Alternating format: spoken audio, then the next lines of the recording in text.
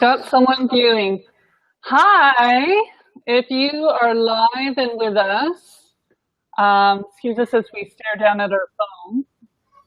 If you're live joining us for the first episode of Love Spa, welcome. This is a series of events that I do every February as my way of opening up the conversation surrounding love, dating, relationships, and sex. And it's going to happen every Tuesday night during the month of February. It kicks off at 7 p.m. Standard Time. And so you know who I am. My name is Andrea Hill. I'm a dating mentor, as well as the creator of a fantastic dating service based in Vancouver, BC, called The Dinner Party. And really my passion and driving motivation is to help people date better, to have a more meaningful dating experience with the focus of finding a loving and rewarding relationship.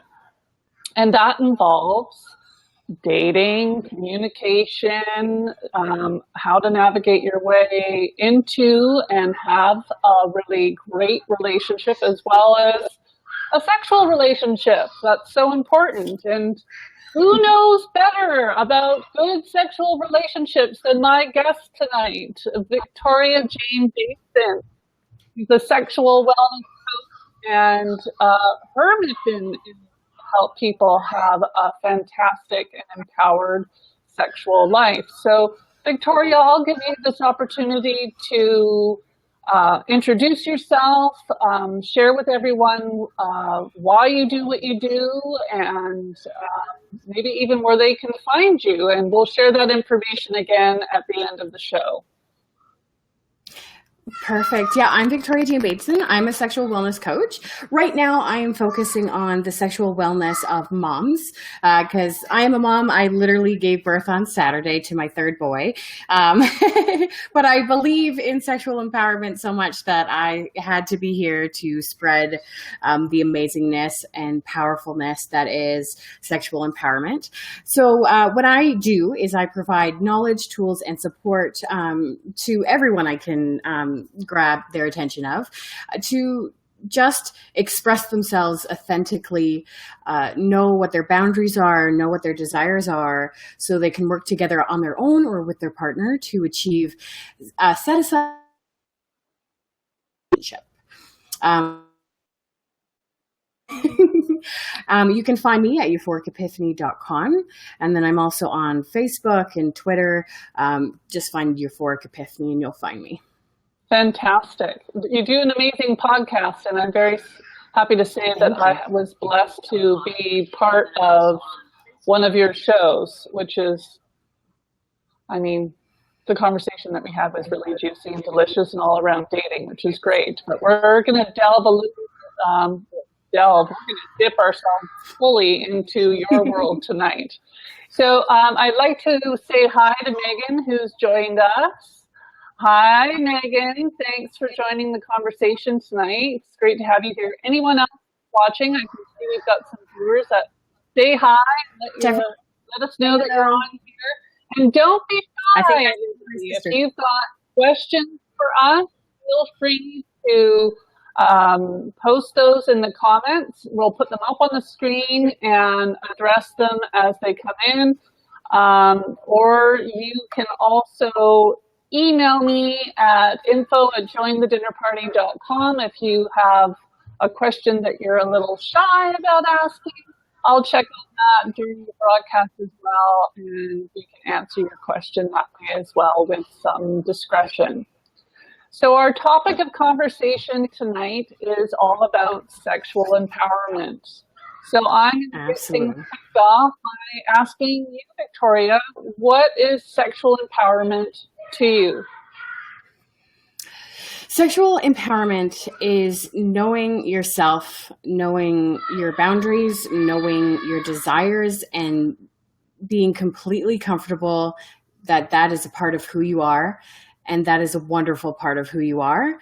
And it is up to you if you want and being comfortable in sharing that is the most powerful thing that you can do. Fantastic. It's interesting. I did a talk on this very topic back in December, and I went on a little investigation, literally asked everyone that I ran into, you want a conversation starter, ask someone, what does sexual empowerment mean to you? And I was fascinated with the responses I got. Everything from something that very much mirrors what you just said to being able to masturbate without shame, or to talk about masturbation, or to be fully express yourself sexually without concerns about shame. So shame came up a lot. Can we talk a little bit about shame and sexuality? Maybe your feelings around where that kind of comes from, and how we can move past those feelings of shame that are attached a lot of the time to our sexuality? Yeah, for sure. Shame is a big one. Shame I see a lot, especially because I do work with moms and I do work with women. So you can see shame that there's a bunch of different places that shame comes from. I see it a lot, like, when you were a child and you were exploring your own body and your parents, say, stumbled across you masturbating, and they just felt super uncomfortable because and attach their sexuality onto that. Because when children masturbate, they're just figuring things out. It's not a sexual thing. And masturbation is so normal. Like, fetus do it in the womb. It's completely what our bodies yearn for comfort. It's another way to self-soothe. So I do find that boys are expected to play with their penises, right? You just kind of expect little boys to have their hands down their diaper. And then when it comes to little girls, it can come from so many different places, but that don't do that. Don't touch yourself. That's inappropriate. There's myths that a young girl who masturbates is going to be hypersexual as they grow older, and there's no actual scientific correlation there. It's just a way to comfort and self-soothe. And then as we get older, we're just, sex is everywhere, but then we don't actually have a comfortable place to talk about it. And then the first time it's usually introduced, it's don't do this. Don't do this, you'll get pregnant and you'll die. Don't do this, and you're going to have open sores on your genitals for the rest of your life. So it's not brought up in a way that, is supposed to be pleasurable, because we don't teach kids about pleasure. We just tell them not to do something. Yeah, so lots of fear around it. Yes. And my assumption is that it's just a belief system or something that has been taboo for generations that just keeps on getting passed on to the children. And then you're raised with this sort of dirty mentality surrounding sexuality, especially masturbation. I mean, you think even in today's sort of societal views on it, and media and everything else, it's like, oh my God, I got caught masturbating, and it's this awful thing, or this something that you hide and do privately. So how can we start having conversations with our kids? Or first and foremost, if it's trickling down from our parents, how can we kind of break that chain with ourselves? Absolutely. Absolutely. So with talking about masturbation, we have come a long way. Way back in the 1920s, Kellogg cereal, cornflakes, they were actually made to reduce desire in boys so they wouldn't masturbate. Because masturbation was seen as like depleting your life force. Nocturnal emissions were a sign of sickness. And we know now that that's absolutely not true. And now we know that boys and girls both can have nocturnal emissions, or wet dreams, if you haven't heard of that term before. So yeah, we've come a long way. So now, as parents are teaching their kids, we're very cool at giving kids the facts, like masturbation is normal. So we're getting good with that. But then we can also take that conversation a step further with yourself, with your parents, with your kids. Masturbation is pleasurable. Masturbation feels good. Masturbation is something you can do in private with yourself that, is fun, and it's pleasurable, and it's a stress relief. And it's safe. You're not going to get hair on the palms of your hands. You're not going to go blind. And for women especially, I really recommend getting a mirror and taking a peek, because boys, they can just look down and there's their penis. And a lot of the times they can simply just get aroused because it's hard. But for us, we can't see our body getting aroused. So I would take a mirror and take a look. Take a look at what your vulva is doing, and find your clitoris, and just really, it may sound weird. It's going to be totally uncomfortable for the first bit, but just is going to open the doors and be like, this is mine. I'm going to take care of it. It's not gross. It's not icky. It's just a beautiful part of me. And that can help open the doors to really explore your own body, because it is your own body and you should love your own body. And there's nothing sick or gross or wrong with a vulva or a penis or a scrotum. It's definitely just check yourself out there. And, by exploring just what it looks like, then you can explore what it feels like. Then you can explore what feels good, and then go to the store and get a bunch of toys. So much goodness in everything you just said. So part of breaking that sort of chain of shame that we talked about earlier is actually empowering yourself to become more connected with you and your body. Shifting your perspective to a place of appreciation and love, and that it's not this separate entity, that it's a very big, powerful part of yourself. And first step in doing that is actually looking at yourself, which not a lot of people do. Taking that mirror and taking a look at yourself, or even just starting by standing naked in front of the mirror and looking at your body through a lens of appreciation. And I love how through your own self-empowerment is what I'm hearing, is how you can positively influence the other people in your life as well. Your children, your sexual partners, friends, and maybe even shift that viewpoint of your parents as well. I'm amazed to hear the statistics that senior citizens have the highest rate of STIs. Yep. Oh, yes. And newly divorcees, or those who are, getting older and older, they no longer sense that risk of getting pregnant. So, they're, fooling around thinking they can do it risk-free because there is no chance of getting pregnant, but there's STIs that we need to chat about and make sure that everybody's having protected and safe sex. But it does make me happy to see that people understand that sex is something you can do for, until the end. It's not something, well, I'm 60 now, I better stop doing that. It's beautiful and it's wonderful, and you can do it until the end. Fantastic. So education is really important as well. So getting to know our bodies and accept our bodies, sort of shift the perspective of the lens that we look at our bodies with. But let's talk about health and wellness with regards to being part of empowerment.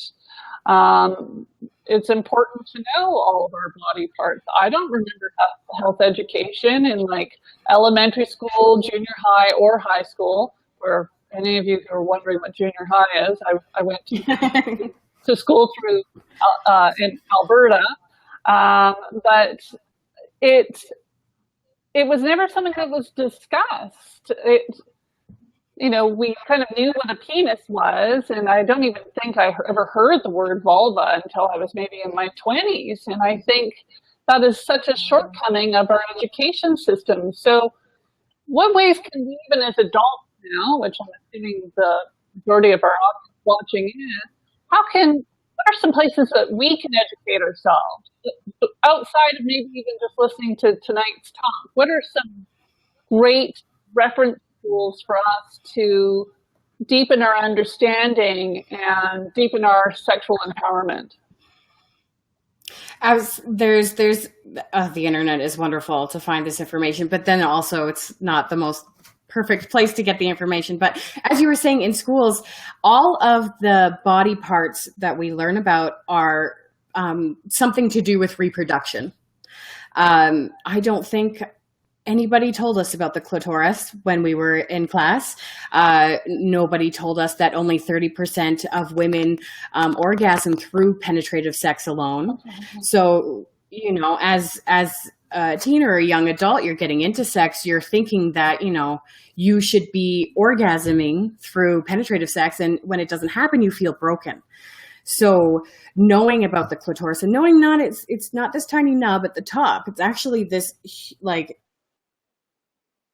it's all under the vulva, and the clitoris is awesome. But so different places you can go. You can definitely talk to me about any questions that you have. There's kinkly.com for kinkier information. There's so many wonderful sexual education and sexual health coaches. I could list so many. Tristan Taramino, Reed Mahalko, Kathy Vertuli. There's Jenna Nakamura. I butchered her name, but she owns the Sex Dojo. She's actually local to me here in Airdrie, Calgary area. If you had questions, a great resource, if you're comfortable with going, is the sex store. They have amazing staff that are well trained with the toys, but then they also just have a great background, and, you know, they want to educate people about sex. That's why they're in that position, right? So that's an excellent place. You have different, like little courses to take. I know there's one coming up here at the little one about blowjobs. And even if something isn't your thing necessarily, just learning about all the different types of things that sex and sexuality has to offer is going to broaden your own feelings about sex, and you can find what works best for you. Right. So again, I listened to you talk and I had like questions floating in my head. So I definitely, I know the Art of Loving in Vancouver is amazing. Not only are the staff knowledgeable, but they do fantastic classes as well. And I think classes are huge. We take classes and courses for almost everything in our life, but people forget that that's available to us as well. And, you know, the internet, online medium, if you find someone that actually, you know, there's Tantra courses, everything else that can help you with action and knowledge, which is, knowledge is power. It is empowering, most definitely. But you touched on something earlier that I want to swing back around to, is that in, you know, health classes we learn about sort of the reproductive and almost from a science-based mindset about our genitalia, but we don't learn about the pleasure aspect of it. And there's health benefits in the pleasure aspect of it. Do you want to touch on that a little bit for us? Absolutely. So, not to knock science, because our biggest sex organ is our brain, and our brain plays so much, the biggest part of pleasure. What I teach people off the bat is that our brain has a system, it's called the dual control model. So what that is you have brakes and you have accelerators, and they tell your body, like your brain tells your body through those brakes and accelerators, whether or not to be turned on, to get aroused, to orgasm. So brakes are things that tell your body, no, this isn't good. So say like you're worried about the kids waking up, you've had a stressful day, any of that would, a bad smell, that would press on the brakes. So that's going to tell your body not to be turned on. And then your accelerators are all the things that do turn you on. So if your partner does smell real good, they helped you out with the house, you're less stressed, you just took a bubble bath, that is going to allow your body to turn on. The problem with those is that you have no control over what is a brake and what is an accelerator. Your brain takes all of that into consideration, and it does sometimes beautiful work. So science is amazing, but we only get to hear, if you put an egg and a sperm together, you get a baby, when there's so much more you could learn about. The kids walking in. Thanks, Catherine. That can be frightening. Turns the brakes right on. So there's so much more to, like, are you in a safe place? Do you feel warm and welcome? How do you feel about your body? Because 58% of women are thinking about what their body looks like instead of focusing on what their body is feeling at the moment. And for men, they're thinking about, am I doing this right? Am I doing okay? And that can put on the brakes as well if you're being pressured, because there's not a lot of places to learn what good sex is or what feels good during sex. We can learn tips and tricks, but they're not communication with our partner to see what they like. So we get out into the sexual world assuming that we should just know what we're doing right away and be great. And then if we're not, we just feel broken, or we just don't know what we're doing. And so that, if that could be included a little bit when we're younger, so when we do get to the sexual part of our lives, we're more open with talking about what feels good to us, so we can focus on what's going on with our body and not so much the insecurities that are running around in our brain. Right. Well, and I would assume that good sex is sex that feels good to you. And part of the journey, your personal journey, is discovering what that is. And with the lack of intimacy with your own body, that might provide a challenge. So a good place is to start with yourself. So Absolutely. What are some ways that people can do that? You talked about sex toys earlier. And a lot of the time that's something you hide in your bedside drawer. So how can it be more stepping out into being more of an empowerment tool as opposed to something that you hide in a drawer? Yeah, absolutely. So the first step to letting people know what you want is actually knowing what you don't want. And you can kind of get a general sense of what your limits are and what you're okay with and what you don't want to do.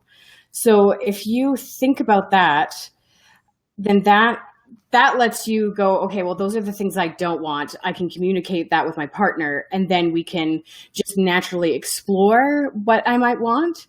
Or you could literally get a piece of paper out, split it into 3 parts. There's the want, will, and won't. And you can do this before you're sexually active. You can do it as you're sexually active. You can do it before every new partner.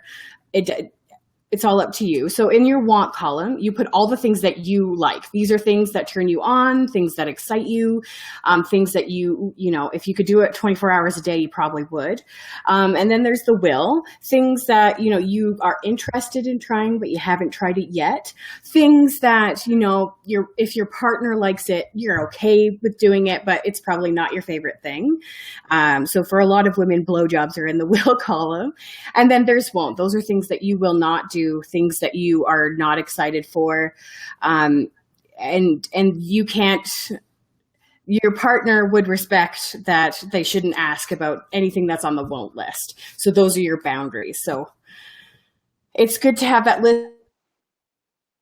When you write it out, more things come to you, and when you see it on a piece of paper, there's nothing shameful about that. That's just who you are, and that's what you want or don't want. And when you know what you want, it's easier to tell a partner what you want. That clarity is a powerful thing for sure. But how does one discover? Is it just through experience? What goes into each of those columns? Is there things that you can do through self-exploration to know? And then I'm assuming that list evolves. You might meet someone that Absolutely. Communicates in a different way, or there's more of an emotional hit, and then you're more willing potentially be more adventurous or curious about something that really turns them on? It is a lot of exploration. It's a lot about noticing giving you space to get aroused naturally, through reading erotica, watching porn if that's something you're into, talking to others about their sexual experience if they're willing to talk about it, and just what do you hear that starts your engine running? What do you hear that allows you to, takes a little breath in, or anything that gets your attention is something you would explore and you'd think about it more. And then for your body, it really is like you literally have to touch yourself. Have a good chunk of time, like a half hour to an hour, get a nice warm bath, moisturize, play with the different pressures, like tickle your kneecap, and then maybe press a little harder on your kneecap, then try your inner thigh, then, do that on your arms, just a good half hour to an hour, and just completely like touch yourself in different ways. You can get an ice cube involved, maybe like a tickler, and just, there's no shame in doing that. It's a great way to spend an hour of your time. And, maybe you can even take notes if you really wanted to, like, just like literally just touch yourself, and your body will let you know what feels good. Your body doesn't want to trick you into, well, women usually like this, but your body is your own body. So by touching it and exploring your own body, for you. Oh, we have a question. From Jill Shiley raises her hand. Is it normal for sex drive to go from being really high to really low? And then can I expect it to come back? So when we say sex drive, there is actually no drive for sex. There's a drive to eat because we get hungry and we need food to live. And we get thirsty because we need water to live. So with sex, we don't, as much as it feels like I'm going to die, when we don't need sex to live. So what we're talking about here is we could talk about libido, or we could talk about context.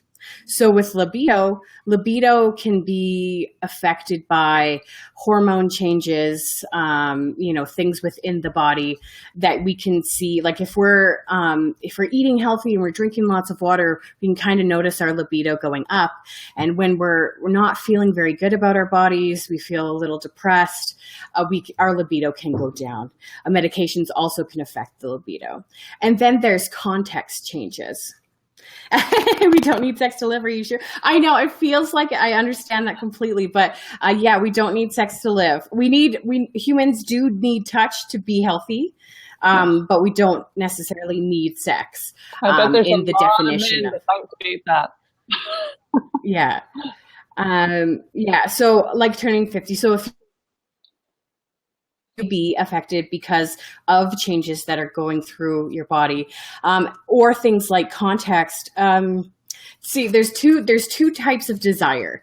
So there's responsive desire, and then there's spontaneous desire. And spontaneous desire is what we normally think of as like the desire for sex. It's like a lightning strike to the genitals, and all of a sudden we want to do it. And a good chunk of the population does experience this type of desire. It's just spontaneous. It's just out of nowhere, and you're just bing, you're aroused. And then for others, more so women, but men too, we're all individuals, will have responsive desire. So what that is that you do not desire sex until you are aroused. And so that can feel spontaneous when your context is, I'm young and I'm free and this is a new partner, because you get aroused so much easier because, your brain is allowing you to do that. So because you don't have so many things, no responsibility, no kids walking in to press on the brakes. So, but if you do have a responsive desire style, you have to, recognize that, and then, open yourself up to being aroused and knowing that a desire for sex comes after you're aroused. So there's that too. So the context of having change, any kind of change in your life would influence your desire style one way or the other, which can look like it's affecting your libido. But like you said, if you're turning 50 there, there is hormone changes, but then there's also the context changes of, your body is changing, your life is changing. If kids are growing up, they're getting out of the house.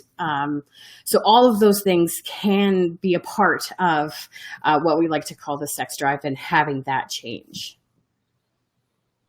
Yeah, and having that knowledge is empowering instead of someone that's going through menopause thinking that there's something wrong with them.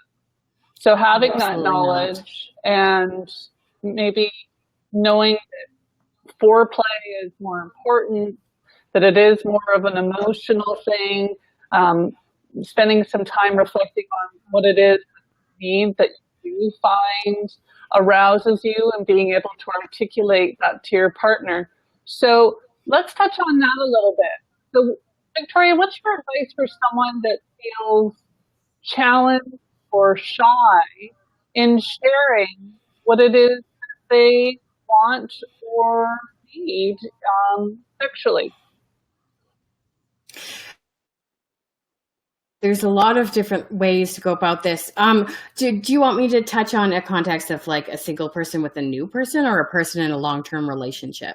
Because I feel like let's do both, but let's start with the obvious, which is you have a new partner and you've maybe slept together once and it didn't blow your hair back, but you really like this individual and you know what it is you do like, but you're feeling a bit shy about sharing what it is that what you do and don't like.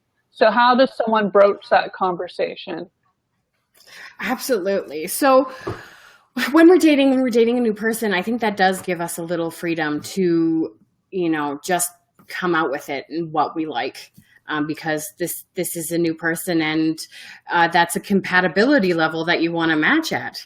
So you do have a little more freedom to be just straightforward in what you want. And if you're shy, I recommend doing that want, will, won't list and sharing that with your partner. Because if you have already had sex, that can be a fun activity before sex. Or if you haven't had sex yet, I think it's great to have that conversation before you have sex. Like you should be talking about have you been tested, and all that conversation should happen before you have sex. Cause I know, the single women that I deal with always ask, like, when should I have sex with someone? I don't want to appear to be slutty, although I hate that word. There's no such thing as a slut. And you should be able to have sex when you're good and ready and comfortable.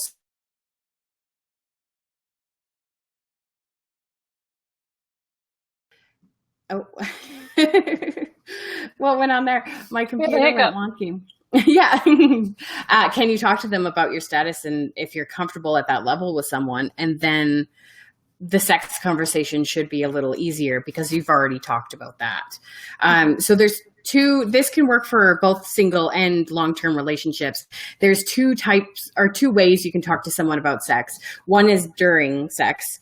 So this would be things like, I'm noticing that my body would like it if you went a little harder, or I'm really liking what you're doing, but I'm wondering how it would feel if you did this. So it's not, you should do this because that's what I like, or, it's not barking orders, although that can be super hot, depends on who you are. It's just like, I'm noticing that my body would like. And then that's shifting the focus on your body, and generally your partner picks that up because they want to please you. That's why they're there. And then another one is to make that date and sit everybody down and use I statements. So I feel like when we're having sex, I would like to have more foreplay, or I think that when we're having sex, my body would like more of this, or I would really like to try role play. I would really like to try, or I'm interested in, so it's all I, right? It's not, you won't do this and I don't like that. It's bringing it back to you. And there's nothing wrong with whatever you like.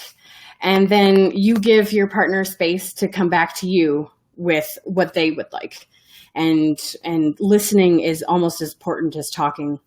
And that it takes practice, and it can be a difficult conversation, but it's a very important conversation to have multiple times throughout a relationship.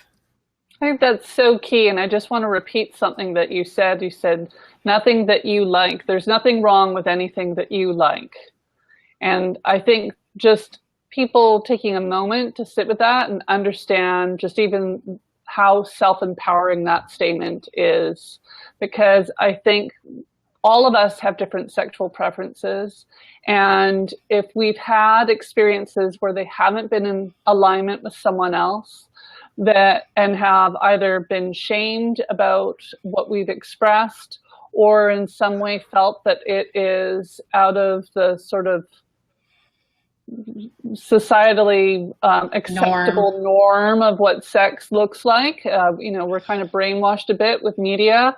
How many young women think like you crawl into bed, he gets on top of you, and instantly you're having an orgasm? So having an understanding of the realities of what sex actually can be like and what you like and need, that there is absolutely nothing wrong with that. That is so, so key and important.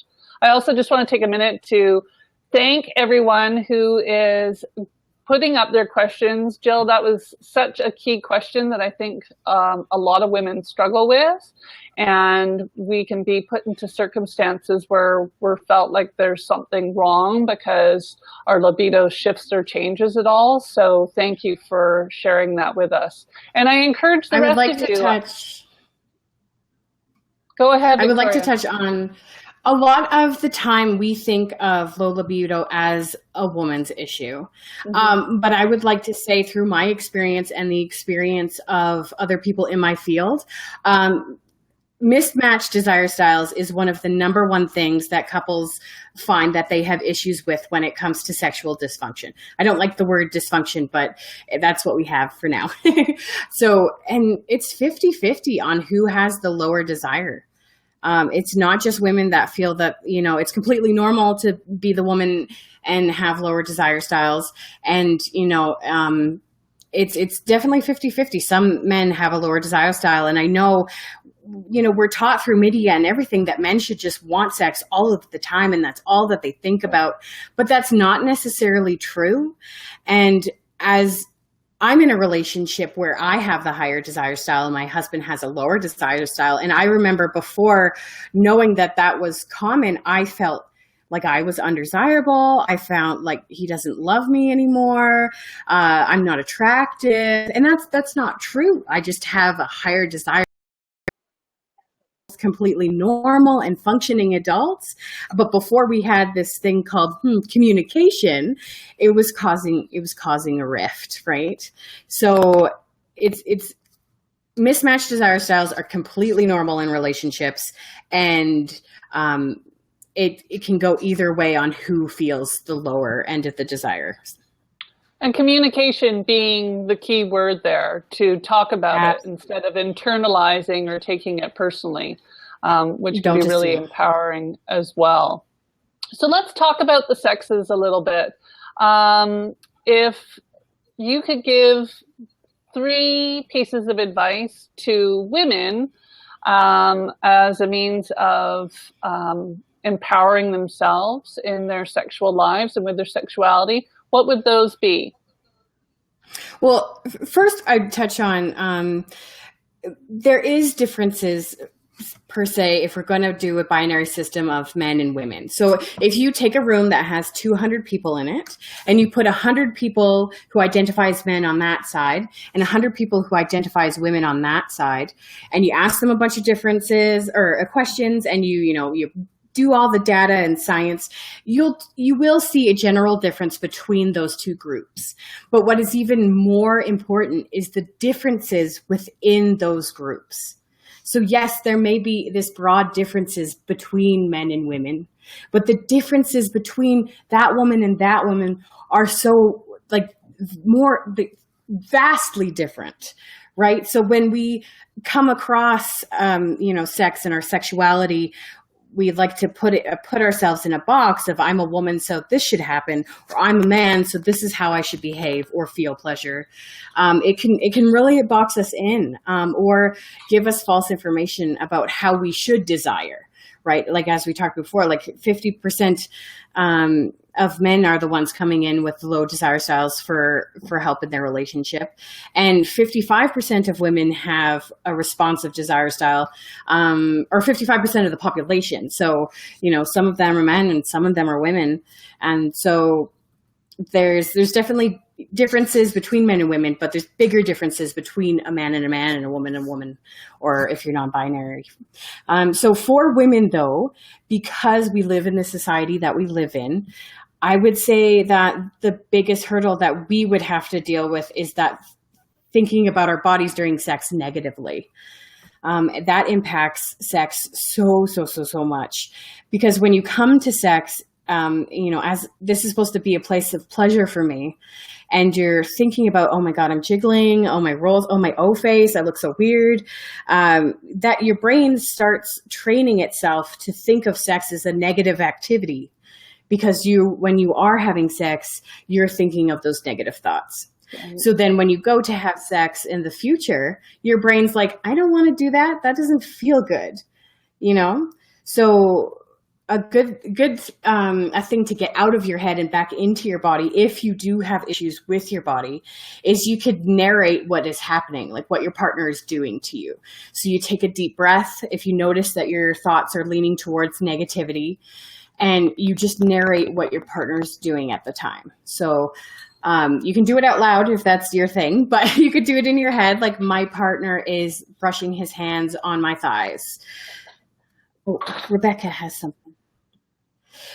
Or my partner is doing this with his mouth. My partner. So it takes you out of your head and it put it back into your body. So I used to be so critical. It just made me unwilling to initiate sex. And I would say another thing for women as a general, initiating sex is tough, and it's difficult to, because you don't want to be rejected. And if you have a responsive desire style, you have to get yourself aroused before you even have the desire to ask. And so being comfortable with your body is so huge. And I know it's easy to say, love your body, but the actual journey to get to a place where you love your body is hard, and it's difficult. It's not impossible. I'm getting there myself. And so just be okay with your body and know that jiggle is a good thing. Well, and love the body you're in, because it's the body that you have. So developing that relationship with it. I know a really great empowerment tool are you doing those sort of bedroom shoots, where you're working with a photographer and a stylist and a hair and makeup team to really look fantastic and do a photo shoot so you can celebrate yourself in, or maybe even in your nakedness if you're doing a shoot and it's just for you, or you want to send out a flyer, whatever floats your boat. But doing that exercise Absolutely. To put some air in your tires and develop that relationship. We always think of relationships outside of ourselves, right? It's like the person, the other person in the room with us. But we so often forget, I know even with dating, before you go out into the world and start dating and trying your hand at dating, you've got to have a really rock solid foundation of a relationship with yourself. Otherwise, you're going to be making really crummy choices. You're going to lose your voice. You're going to have low self-esteem and self-worth issues, and have a really unenjoyable dating life and end up choosing people that aren't good for you. So I would think that even deepens with regards to generalize in the bedroom. Not that that's the only place that people are having sex, but empowering yourself by developing that relationship. So they can do photo shoots. I highly recommend hanging out and spending time in front of the mirror and looking at your body, at all the wonder that it is. I mean, it gets you up every morning. It carries you around. If you're a mom, you have had a baby. Your body has made a baby, which is absolutely amazing. I mean, you just had one. We were having a quick little chat before we hopped on tonight. This woman had a baby on Saturday, and she's live on air with me today. I mean, that's the body. I mean, modern medicine's wonderful, but that's all you, which I think is just fantastic. And we don't celebrate that enough. And every little wrinkle or potential lump or bump or stretch mark or what have you, you've earned. That's part of your life. That's part of what's made you where you are today. And I think we need to acknowledge that. And I say this from a women's perspective, but the same goes for guys. I think women have self-image issues more so than men do, but that goes for everybody. So what does Rebecca say? Oh my God, this is huge. I used to be so self-critical and it just made me unwilling to initiate sex. Yeah, I hear you. So that's a really big key thing with empowerment. So not to stereotype things, but let's talk about the guys a little bit. Have we got any guys on tonight? But I'd love to hear that perspective, like self-empowerment things that men can be reflecting upon. I know we touched on performance earlier. How can, or what are some things that men can do to feel more empowered in a sexual relationship, whether that is creating more intimacy with themselves and with a partner? Absolutely. So for guys, when we're talking about, body image and all that stuff, men, as they're growing up and they're being exposed to porn, they see these huge penises and they feel bad about theirs. The average penis size erect is 5.1 inches, and the average one that you see in porn is 8 something. So, that's their images of what a penis should look like, and they can feel very insecure about their own. Like, this is what I've got to work with, and that's a wonderful penis size. Like, it's perfect. Oh, Rebecca has something here. So my husband was the same. He wouldn't let me see him naked for quite a while. In the beginning of our relationship, we had to really have a deep discussion about the idea that I actually do find him attractive. I'm so glad that you had that conversation. So guys, have self-image issues as well. I feel it too. Do you find it has more to do with penis size because we hear that talked about so much? I think I hear that in the field that I'm in, because if it's a performance problem, they're worried about the size of their penis. But I had to have the conversation with my husband too. I find him extremely attractive. And he just didn't believe me. I would be looking at him and he'd be like, "What are you looking at?" Like, we're like, "You're gorgeous." And he's like, "No, I'm not. Don't say that." So, but I was the same way when he told me I was beautiful. I'd be like, "Shut up. You don't know what you're talking about." So yeah, men and women both, we have these images of, in the media or in porn, specifically if we're talking about sex. And it just gives us this look that we think we need to attain. But, those actors and actresses are skilled in that profession because of the way they look, and they work hard to look that way.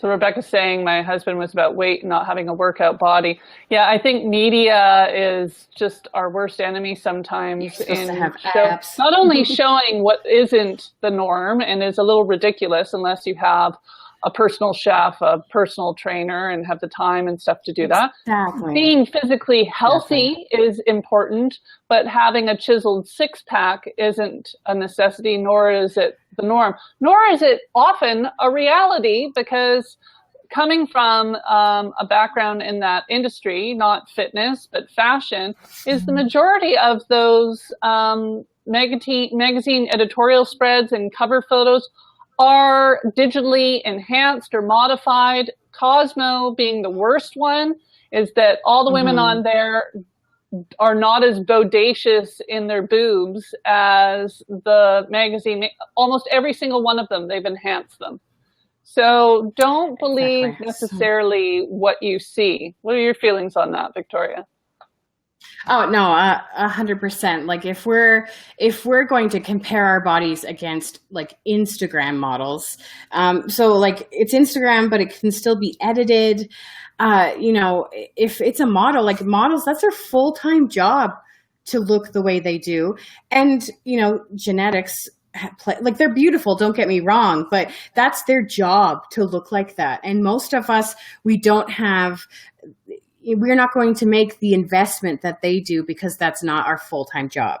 We are taking care of our kids. We're doing accounting. We're making sure our house is running properly. So, we look the way we look, and that's fine. Like, drink your water, eat good food, make sure you're running around and having sex, so your cardiac is working properly. But if we're trying to get a thigh gap, it's physically impossible for most people to attain that. So if we let that go, then we have so much more freedom to put other things into our lives other than just that critique of our bodies don't look perfect. And with women too, with looking at their vulvas in porn or nude photos, we see very tiny little labias.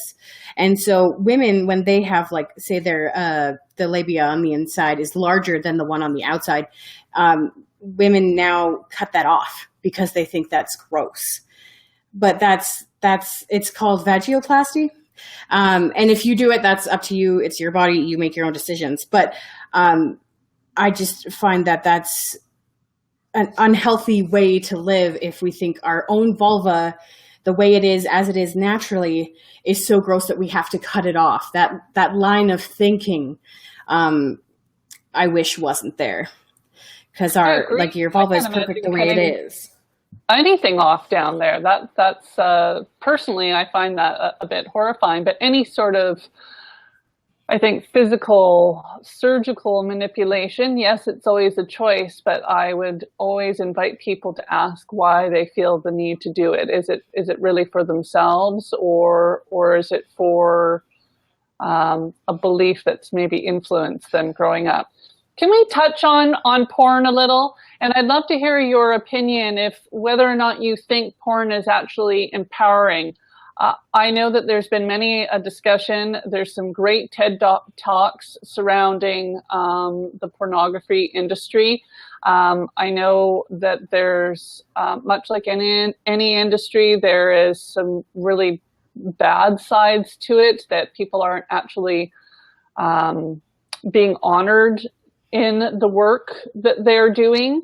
But I think what my own opinion is that much of it gives a very skewed view of actually what sex looks like. I mean, you talked about penis size earlier, but even how sex happens, and I find the majority of the time, although I haven't spent a ton of time watching porn, if I'm being honest, that women are very marginalized in a lot of the scenarios. And that's what gets my back up, that I have seen very few that actually celebrate both sexes and really represent what potentially loving or at least respectful sexual relationship or interaction looks like. Absolutely. So first out the gate, not all porn is created equal. And I think a lot of the problems that you just mentioned are the free porn, the porn that's for free, that's everywhere. That porn is created for generally a male audience, a young male audience. And it's the actions that are happening on film are not for the actors and actresses. Pleasure is not for them. It's for the person watching. So the positions that they're in are so that the face and the genitals are in the same shot. It's not, they're not doing that position because that position feels the best. Often in that type of porn as well, because it is targeted towards young men, women's pleasure is not the focus. So generally there's almost always a blowjob in porn. But eating someone out is not seen as much. And if it is, it's just, that's not how you do it. So what a lot of women do is they look towards, lesbian porn, because then the idea is that the women in that are enjoying each other's bodies and the focus is more on women's pleasure. Porn is so vast. There's so many different genres. And yes, a lot of them are not painting women in a consensual, healthy way. But whatever you fantasize about isn't the problem. You just have to make sure that you're supporting, maybe if you do watch porn, a company that has ethics towards their performers. So what's out there now, the movement that's out there now, it's called feminist porn. So a lot of feminist porn is pleasure that you see on screen. absolutely consented to every piece of it. A lot of porn, they meet like that day and they're supposed to have sex that day. But with feminist porn, like they know each other. Maybe they're already partners. They're friends at least. A lot of the people on camera are the people who are directing the porn. It's completely up to them. Women's pleasure is at the forefront. Generally, you will not see faked orgasms. So that's perfect that that's there and that's coming up. And, so the freeborn is where we see just, unconsent acts, something that's quick and rushed, stuff that is for the camera and not for the people that are actually having the sex on camera. And when we talk to teens about porn, they say that, okay, I know that porn isn't education. But then you ask them more questions and you can obviously see that they're getting their sexual information from porn. They're getting like, this is what is expected of me during porn. This is what porn should look like. Blowjob should happen every time we have sex, that kind of stuff. So Pornhub actually released a sexual education portion on their website. I haven't checked it out, but I find that that's very interesting that Pornhub, who is one of the leaders in free porn, is now offering sexual health advice. One of their first articles was about consent. And so I have to look into it, but like that's pretty cool that they're offering actual information. If that's where people think that they have to go to get sexual information, it's great that Pornhub actually has a place to find maybe accurate information. I have to check it out if it's accurate or not. But I think that's fantastic. And to be perfectly honest, I think it's their responsibility because it is where a lot of young people, especially young men, are just, getting their sexual education, if you will. And it's, I think it sets them up. And the women that are getting, and many times I'm sure unenjoyable sexual relationship or journey through their young adulthood, which will form relationships for the future, whether it's sexual or emotional, which I think the two are so completely tied together. I think it's their responsibility to do that kind of thing. And I also think it's a parent's responsibility to make sure that their children are educated as well. I think that is so very key. Now, I'm going to open up the floor as we just sort of wrap things up here and see if anyone has any other questions that they want to field to Victoria tonight.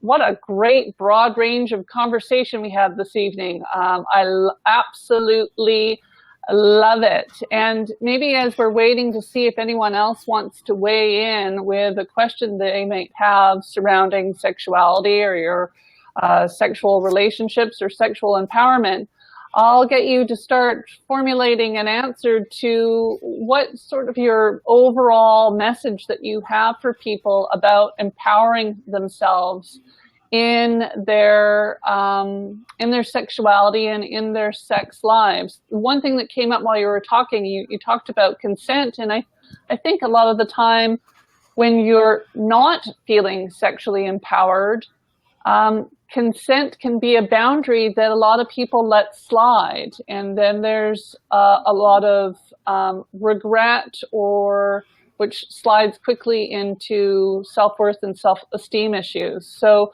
do you want to maybe touch on that briefly as we see if anyone has any other questions for us tonight? Yeah, for sure. Yeah, I know. I like how you framed it as like consent is something that can slip. Like I know in the relationships that I work with, or the people in the relationships that I work with, a lot of women feel obligated to have sex. So they're going, yeah, okay. And so that is technically consent, but it's not the happy, healthy way that we should approach sex. Sex should never feel like an obligation. It should never feel like something you have to do. And people should be okay. Like if your partner comes to you and they're like, would you like to have sex? And you can say, you know what? I don't feel into sex, but how about we do this instead? Or, how about we do that? Or, and it could be a broad number of things. Or I don't feel like sex right now. Are you willing to fool around for 10 minutes? And I may feel, that because we talked about responsive desire, right? So, can we fool around for 10 minutes? And, I can let you know then if sex is something that I want to happen now. And they would have to consent to that as well. So if they're like, yeah, let's fool around for 10 minutes and we'll see what happens. Generally, 10 minutes is all that it takes of fooling around to get that desire warming up, to go ahead and have penetrative sex if that's what you're interested in. So, it's okay to say no. It's okay to say no, but how about we do this instead? It's okay to say not today, but let's make a date and do it another time. Or, you can let them know what's been slamming on your brakes all day. Like, I'd love to have sex with you right now, but I've been really stressed out. Can I take a bath first? Or can I meditate for 10 minutes? Can you rub my back for 5 minutes? So, it's okay to say that. It's okay to say where you're feeling. And it's okay if you get a no. It's not a hit on your desirability. It's not a hit on how your partner feels about you. It can hurt to hear no, but, be happy that your partner felt comfortable to say no, because that's a good thing. It's okay to say no. It's okay to say yes. And we should say yes when we do say yes, enthusiastically. We should say, yes, I want to have sex. Let's do this. So what do you think? There's the biggest sort of barometer or navigational tool is to listen to within yourself to make those decisions? Well, a lot of it is just practicing listening. It's just, taking a second to feel what you're feeling and allow yourself to feel that way. And, if you, what I do with my clients is I have them, they have a notebook. And I let them, what aroused you during the day? What hit your brakes during the day? What do you think you could do to release your brakes? So you could just throughout today be like, hey, I saw a GIF or a GIF of Channing Tatum dancing, and that was nice, right? So just the more you're aware about what your brain is doing, the easier it is to listen to it when it's trying to tell you something, because we're so caught up in everything that we've got going on. It's so hard to just stop and listen. Like, what does my body want right now? Not what is my head thinking about a mile a minute, but what does my body want right now? And, sometimes it's like, I don't want to have sex right now, but let's just touch each other, and then sex can come from that too. I think that's a wonderful place to wrap our conversation tonight, that practicing self-awareness and mindfulness is sexually empowering unto itself. I think that's a great place to wrap things up tonight. Victoria, I want to thank you so much again for being on Love Talks tonight. Maybe let people know again how they can find you, and we'll make sure to share a link to Victoria's business and how you can reach out to her right inside the event page. But I'll maybe let you share that now as well for those that are listening live. Yes, absolutely. So my website is euphoricepiphany.com. I'm working on getting my blog up to date, so there's more sexual information there. You're welcome to email me if you have any questions, victoria@euphoricepiphany.com. I do have a group that's open to women only, but you don't necessarily have to be a mom to join that group, and that's the Want, Will, Won't group there on Facebook. So if you're a woman, definitely join us there. And then I do have a Facebook page of just Euphoric Epiphany as well. And every Tuesday I put up a new term that you can learn. So something odd that you've never heard before, or a position that maybe you've heard of it, maybe you haven't. So I try to spread that around, the funny, cool new things you can try, because there's so much you can try. And I'm working with people just to feel good about themselves. But there's so much to explore once you get past that. You can be as kinky as you want to be. I think that's fantastic, and what a beautiful permission slip as well. So, mindfulness, awareness, education, and deepening your relationship with self are great things to walk away from this talk tonight with regards to deepening your sexual empowerment in your own life. Victoria, thank you so much again for being on with me this evening. Next week, I'll stay tuned with the event pages. Krista, who is our Tantra specialist, is going to be talking to me, hopefully live from India, if all goes well. If not, you can catch the next Love Talk on February 21st with Mariana Cabrita, and we're talking all about self-love. Thanks, everyone, for watching tonight and participating in our conversation. Until next time, I'm Andrea Hill. Bye-bye. Thank you. Bye.